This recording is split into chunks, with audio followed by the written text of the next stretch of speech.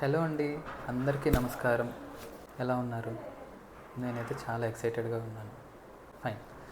మీలో ఎంతమందికి హాస్పిటల్కి వెళ్ళడం ఇష్టపడతారు?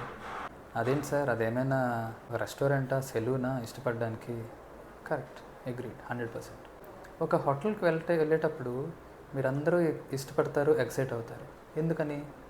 అరే, ఈరోజు ఏ కొత్త డిష్ మనం టేస్ట్ చేయబోతున్నామో, అక్కడ ఏ అంబియన్స్ మనం ఫీల్ అవ్వబోతున్నామో కదా. ఒక సెలూన్కి వెళ్ళేటప్పుడు కూడా ఒక ఎక్సైట్మెంట్ ఉంటుంది.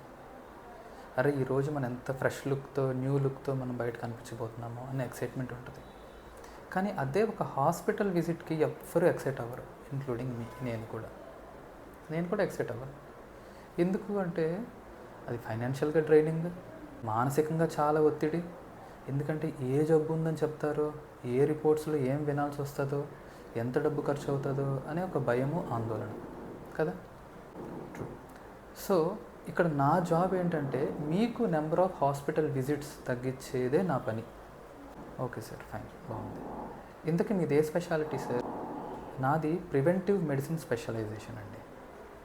అదేంటి సార్, అదేం స్పెషలైజేషన్? నేను ఎప్పుడు వినలేదే. Correct, agreed. సో మీరు ఒక కార్డియాలజిస్ట్ వినే ఉంటారు, ఒక న్యూరాలజిస్ట్ వినే ఉంటారు, ఒక డెర్మటాలజిస్ట్ వినే ఉంటారు, ఒక గ్యాస్ట్రెంట్రాలజిస్ట్ వినే ఉంటారు, ఒక సర్జన్ వినే ఉంటారు కదా. సో వీళ్ళందరి అవసరాన్ని మీకు తగ్గించే స్పెషలైజేషనే ప్రివెంటివ్ మెడిసిన్. సో నేను అందులో ఎంబీబీఎస్ తర్వాత ఒక 3 years స్పెషలైజేషన్ చేశాను ఈ ప్రివెంటివ్ మెడిసిన్లో.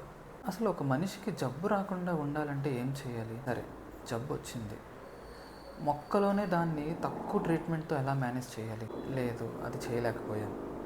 కొన్ని కాంప్లికేషన్స్ వచ్చాయి. ఆ కాంప్లికేషన్స్తో కూడా మీ లైఫ్ని ఎలా లీడ్ చేయాలి, హ్యాపీగా ఎలా మీరు బ్రతకాలి అని చెప్పేదే ఈ ప్రివెంటివ్ మెడిసిన్. సో ఒక జబ్బు పడడం అంటే మీరు ఒక్కరే సఫర్ అవ్వడం కాదండి, మీ ఫ్యామిలీ మొత్తం సఫర్ అవుతారు కదా. ఫైనాన్షియల్ లాస్ ఉంటుంది, అండ్ మనకి సైకలాజికల్గా, మానసికంగా కూడా చాలా ఇబ్బంది ఉంటుంది. సో అందుకు ఒక జబ్బుకి బెస్ట్ ట్రీట్మెంట్ ఏంటో తెలుసా? ఆ జబ్బు రాకుండా ఉండేలాగా చూసుకోవడమే.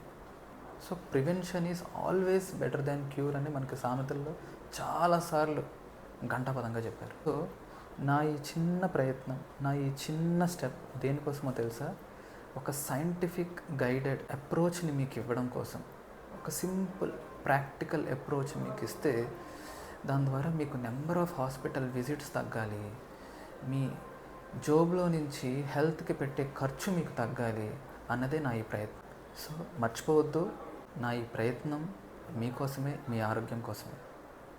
ఎందుకంటే ఆరోగ్యమే మహాభాగ్యం. సో మీకు నా ఈ ప్రయత్నం నచ్చితే మీ ఫ్రెండ్స్కి, ఫ్యామిలీకి నా ఈ ప్రయత్నాన్ని మీరు షేర్ చేయండి, అండ్ నా ఛానల్ని సబ్స్క్రైబ్ చేయండి. మీ ఆరోగ్యం నా ఈ ఛానల్ డాక్టర్ రవి టాక్స్తో. ధన్యవాదాలు. జై హింద్.